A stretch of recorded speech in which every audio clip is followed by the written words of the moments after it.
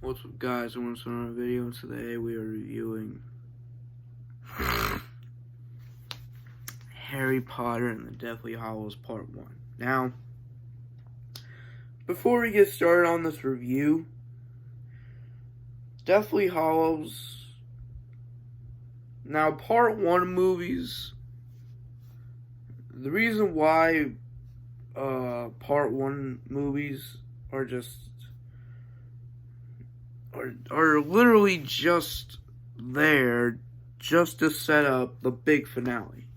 And that's the biggest problem that a lot of these Part 1 movies have, is that they're just setup movies for the big finale, alright? Because originally, before Chris Columbus, left after Harry Potter 2 and was executive producer of 3, after he left, originally, he was intended to direct all the films. And originally, Deathly Hallows was supposed to be, one single film, right? Well, due to Chris Columbus's health at the time, he basically had to leave. Because it was hard enough to do 2 of them. And originally, Deathly Hallows was originally going to be 1 film, but they saw basically how much source material they have to cover in 1 film. They decided to split the movie into 2 parts. Because apparently the Deathly Hallows book, the book is even darker than the movie. Because the movie I just saw here, in reality, I'm watching a much tamer version. Yeah. In comparison. What did I thought of this movie?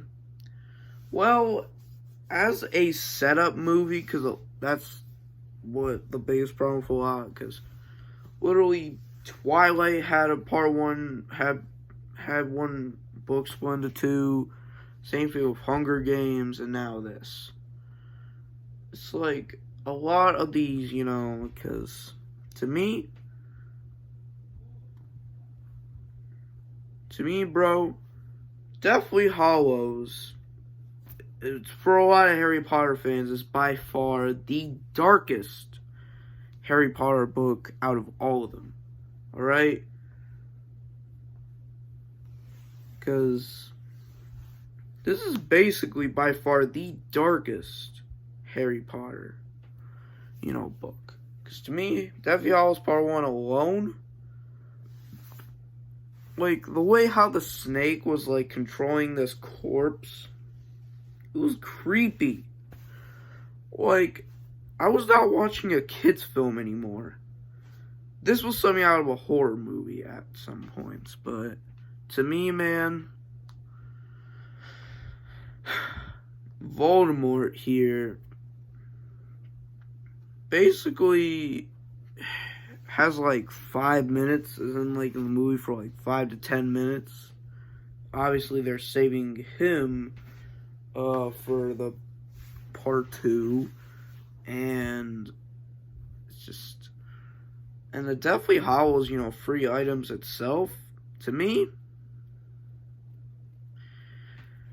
bro, because trust me, Part 1 was just a watered down version. Because apparently Part 2 is where the series is at its absolute darkest. Because to me, man, and we'll get to the end of it, but to me, overall, I thought, the movie was good, and did, it perfectly set up, the Part 2, but the ending, this was by far the most depressing Harry Potter movie, because it ends in such a depressing and dark note. Because, first of all, Hermione over here is being tortured, and then Dobby gets killed. In front of us. And bro, it was sad, bro. It was sad to see, because honestly, it was sad, bro. It was sad. Because Dobby essentially was a slave throughout his entire life, basically. Throughout most of his life. But thanks to Harry Potter, if it wasn't for Harry Potter, he would still be a slave. But to me, Harry Potter has got to be one of the most unluckiest protagonists I've ever seen. I don't blame him for trying to leave, because every time he's near someone, they either get killed or betray him. And you know those horrible guardians he has? Yeah, that family. Now, apparently, there's a lot of deleted scenes in here, where there's this one deleted scene of the spoiled bratty kid, and basically, you know, getting respect to him just now. Like, you need to tell me that ever since they're hearing danger, now they're suddenly caring about me all of a sudden? Like, what the heck, man? It's like, you guys, like, I'm over here like, if I was Harry Potter, I'll be like, where was this in 16 years ago? Alright? Because you expect me to sympathize for these people? After, like, they literally treated Harry like crap. They treat him as if he doesn't exist. It's like, woman, you need to tell me, at a time like this, since Voldemort's back and I'm being hunted down, and now you are suddenly sympathizing for me? Like now? Are you kidding me? And then they just leave. And they basically just left him there, which is not surprising at all. At all. Bro. Looking back now, Dumbledore had his... I know that in the previous videos I was kind of mad at Dumbledore, giving him crap that, why would you put him in this place? I get that his intentions are good. It's just the way you went about it, bro. It's just... And honestly, I think Harry Potter is better off without that family. Just saying. He's better off without them, to be honest with you. Because, man... And then we saw a book, and it says Grindelwald, which, if you don't know, which is a character that we will eventually see in the Fantastic Beasts series eventually. But, and we'll get to that series later. But anyways,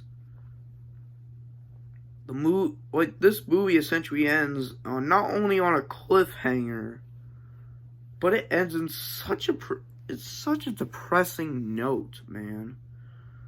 Because Deathly Hallows is essentially the Avengers Endgame of this entire series. This whole franchise.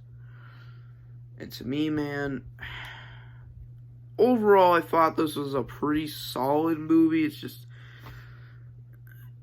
I think it probably, like, if this wasn't a part 1 movie, it probably would have gotten a much, because overall I'll give it like a 7 or 6 or 7. And that's it. Deathly Hallows Part 1 came out in 2010. And obviously made a lot of money. And its follow-up, the final movie, came out a year later. So, with that being said, stay tuned tomorrow for Part 2 of Deathly Hallows. Which tomorrow we will wrap up the Harry Potter series. until we cover the Fantastic Beasts series next week. Stay tuned for Harry Potter Deathly Hallows Part 2. And I'll see you guys in the next one. Peace.